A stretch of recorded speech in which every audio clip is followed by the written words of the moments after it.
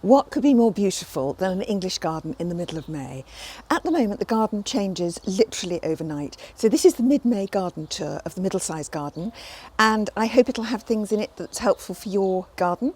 It's Alexandra here from the Middlesized Garden YouTube channel, bringing you tips, ideas and inspiration from real gardens for your garden. When I see the garden looking like this, I feel pretty pleased with myself, really. We've had some really rather nice weather.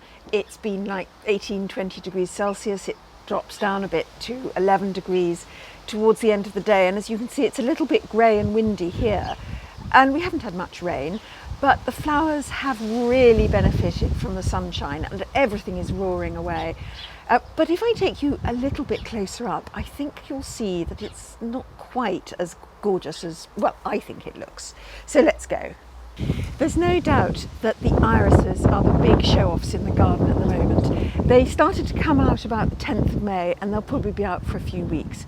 And they are just so sort of vivid and gorgeous looking. And I particularly love them with this here euphorbia. It's this one here. And that's Euphorbia palustris, and it's a perennial. It comes up every year. Now, I planted these bronze irises probably about 6 or 7 years ago because of the copper cut tones of the tree. The tree is called Clematis Grace, but its leaves are so beautiful, and the whole thing is really an anchor for the garden colour scheme. One of the things I find hugely valuable in a garden that is actually quite big for me to look after on my own, I do have some paid help and I do have some help from my other half. And so I'm very dependent on plants that spread and that come back year after year and that self-seed.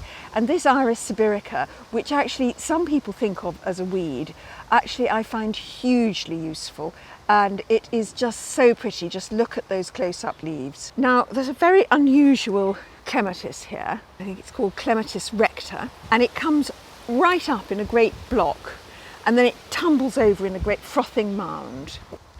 I recently did a post on how the shady bed of a garden is actually often the easiest. It can be the most attractive. It's far less work than the sunny beds, and you can plant something and it just goes on and flowers last longer.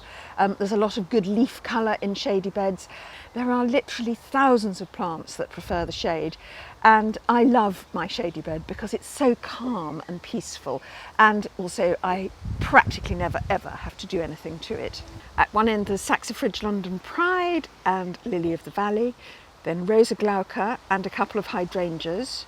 You can just see the leaves of Hydrangea arborescens Annabelle behind the Cotoneaster there, which does, I think, need cutting back. There's a Cypress Pine up there, which I'm actually very fond of now that it used to go right down to the ground, and actually I think it makes a big difference to take the skirt off these big conifers. It really kind of makes them much less oppressive. And then at the end, Aucuba japonica, which is a very reliable shade-loving plant, which quite frankly I like and most people don't. Well, this is my white bed, as you can see. Nothing ever goes quite as planned because some blue geraniums that were here before I decided it was a white bed have just done so well I haven't the heart to take them out. But I do love the white branches of silver birch, Jack Montii, and we then have there Artemisia Valerie finis, which is the grey leaves that you can see directly in front of you.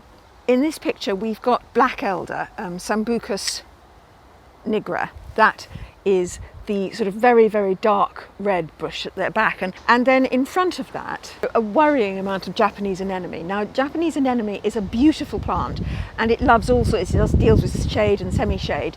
But once you have it, you absolutely can't get rid of it. And I have tried to dig this bed out twice, and twice it's come back. So I think I just have to accept this is my Japanese anemone bed. Oh my goodness, I'm so pleased with this, because I almost feel that I could call myself a vegetable gardener, you know. Little trick here, can you see that I've stuck silver birch twigs in all around the kale plants? It's to discourage pigeons from going in there and nibbling them. And although it doesn't seem like a very discouraging thing, so far they haven't been nibbled. Now, this is another area where the path has been renewed with shells. Now this was a mucky, weedy path. Most of the gravel had gone, there were just the pavers, and even those were a bit kind of covered up with dirt. And so we've covered it with shells, and it really looks so much nicer. I think smartening up your paths is kind of like a secret gardening trick that often I don't think we think about, but it just makes such a difference. The white flowers on the left are Viburnum opulus, or Guelder rose. But here is where it all goes to pot, or rather to weeds. Almost half of this bed in front of you is weeds, and I promise you I weeded the whole bed, so there were no weeds here at all at the end of March.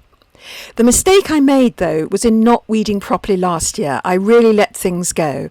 Here you can see ground elder, those are those shaggy edged leaves. There's bindweed, couch grass, and even nettles. I really will have some work to get it all out by the time I show you this bed at the beginning of June. So do pop back to see how it turns out, and if you haven't subscribed to the Middlesized Garden, please do, and hit like if you enjoyed this, because it tells me that you want to see more garden tours. And do let me know what else you'd like to see. Thank you.